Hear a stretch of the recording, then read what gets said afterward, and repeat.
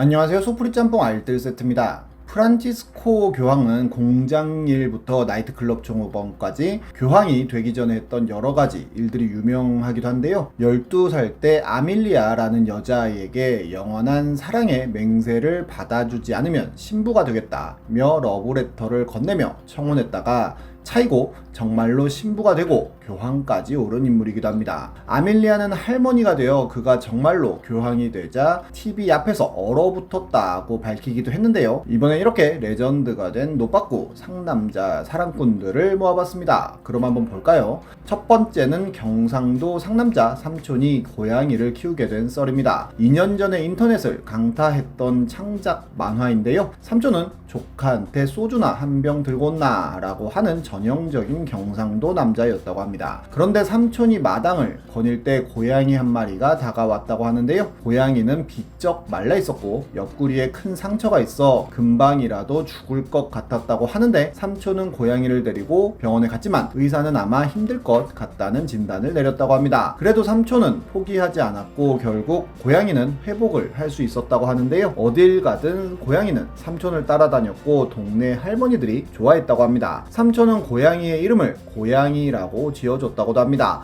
어느 날 고양이는 어디선가 새끼를 베어서 왔고 이렇게 5마리의 새끼를 낳았다고 합니다. 이후로 삼촌은 글쓴이에게 고양이의 탄생 비화를 수십 번 이야기했다고도 하는데요. 고양이는 너무 순하고 사람을 잘 따라서 자기 새끼를 건드려도 얌전히 있었다고 하는데 심지어 새끼를 내팽겨치고는 삼촌만 졸졸 따라다닐 정도였다고 합니다. 평소 반려동물을 싫어하시던 글쓴이의 아버지 역시도 고양이를 한 마리 받아갈까 이야기할 정도가 되었고 시간은 계속 흐르고 흘러 새끼들은 무럭무럭 자라났다고 하는데요. 그런데 얼마 후 삼촌에게 전화가 왔고 고양이를 데려가라는 이야기를 했다고 합니다. 정말로 새끼를 데려가는데 어미는 별 관심도 없었다고 하는데요. 결국 글쓴이가 새끼 한 마리를 키우게 되었는데 이 고양이는 고양이가 아니라 악마였다고 합니다. 그 후로 한동안 삼촌집에 가지 않다가 간만에 심부름이 생겨 삼촌집에 갔다고 하는데요. 거기서 키우는 새끼들 역시도 이만큼이나 자랐다고 하고 안 그래도 삼촌이 새끼들은 이름을 어떻게 붙여줬는지 궁금했었는데 삼촌은 이름 없이 고양이들이라고 불렀다고 합니다. 글쓴이가 데리고 간 고양이는 털과 발가락에 점이 있어서 점례라는 이름을 붙여줬다고 합니다. 이렇게 쑥쑥 크고 있다고 하네요. 다음은 7살 상남자한테 설렌 썰입니다. 2014년 오늘의 유머에 올라온 글인데요. 글쓴이는 어린이집 실습을 가서 7세 어린이들과 한 달을 지냈다고 합니다. 그중 리더 역할을 하는 남자아이가 있었다는데요. 그 아이가 허리에 왼손 얹고 오른손으로 닭뼈슬을 만들고 뿌뿌하면서 돌면 다른 아이들도 함께 따라하며 기차 놀이를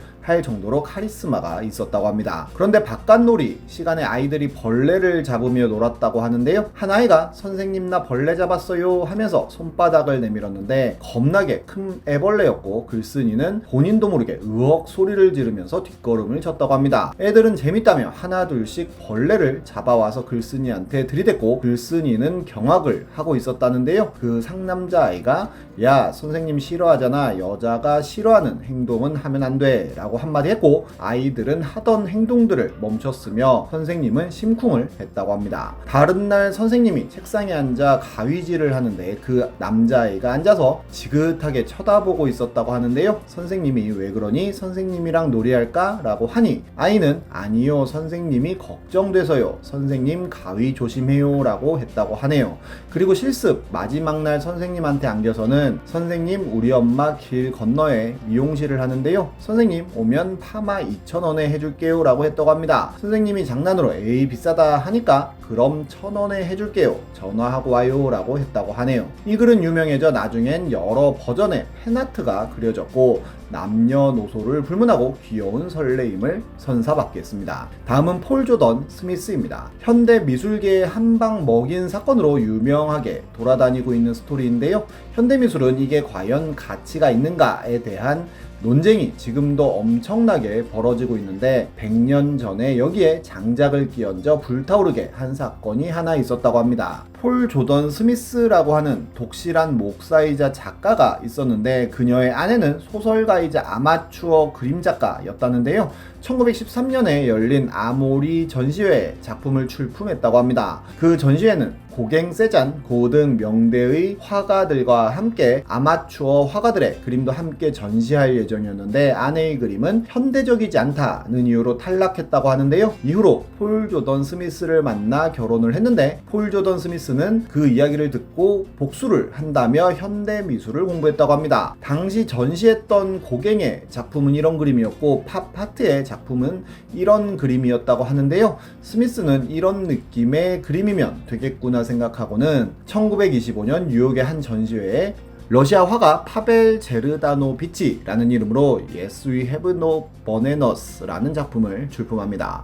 평론가들이 극찬을 했다고 하는데요. 그는 뉴욕에 초대를 받게 되었고 카메라 앞에 서면서 당시의 최고의 슈퍼스타였던 살바토르 달리와 외모와 행동을 거의 똑같이 했다고도 합니다. 평론가들은 더욱더 열광하며 이 그림은 무슨 미술 사조냐고 물어보았고 파벨은 여성의 족쇄를 깨는 미술 디썸브레이셔니즘입니다 라고 대답하였으며 이후로도 몇몇 작품을 더 출품하며 진짜로 달리급의 스타가 됩니다. 그는 이후로도 이런 그림들을 그리며 디썸브레이셔니즘의 거장으로 행세했다는데요. 정말로 평론가들은 이에 열광하며 현대미술 잡지에 디썸브레이셔니즘을 진짜 미술 사조인 것처럼 실었고 미국과 프랑스 같은 선진국에 소개가 되었다고 합니다. 현대미술 잡지에도 소개가 되고 유럽 현대 미술계에도 큰 영향을 끼쳤다고 하는데요. 스미스는 결국 1927년 LA타임즈에 디썸브레이셔니즘이 그가 만든 주작임을 밝힙니다. 거기엔 내가 지난 3년 동안 공개적으로 장난을 좀 쳤는데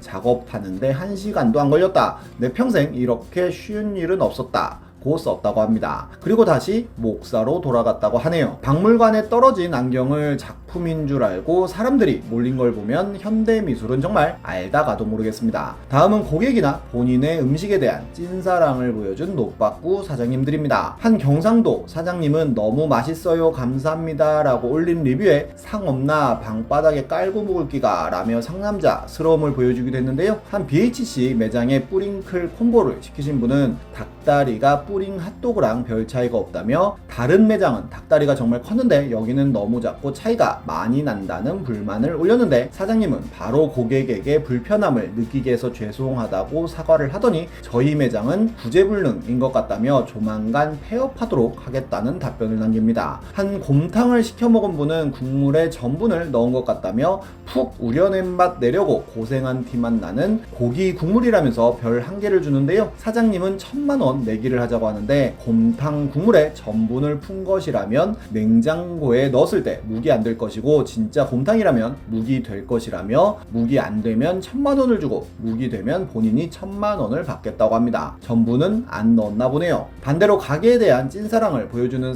상남자스러운 손님들도 있는데요. 어떤 분은 짜장면 탕수육 세트를 시켰지만 짜장면이 안 왔다고 합니다. 그래도 다음번에 잘 챙겨주신다는 약속을 받고 별을 5개를 줬다고 하네요. 경북대학교 대신 말해드려요에서 골뱅이 무침에 골뱅이를 빠뜨리고 줬는데 그냥 먹고 갔다는 남자 손님 3명을 찾았다는 이야기를 예전 영상에서 소개시켜 드리기도 했었는데요. 한 식당에선 새우튀김 알밥을 먹었던 남학생 5명을 찾는다는 공고를 올렸는데 새우튀김을 안 올리고 그냥 알밥만 줬지만 그냥 먹고 갔다고 합니다. 에타에 진짜 해당 학생이 등장하여 설명을 했는데 그 당시에 너무 배가 고파서 뚝배기에 나오는 걸 보고 이성을 잃고 먹어 새우튀김의 존재를 잊고 있다가 새우튀김 없는 건 다 먹고 나오는 길에 생각났다고 합니다. 그리고 이번엔 이렇게 새우튀김 많은 알밥을 받았다고도 하네요. 4년 전쯤에 대충 살자 밈이 굉장히 유행했던 기억이 나는데요. 이렇게 대충 사는 듯한 느낌으로 사는 게 오히려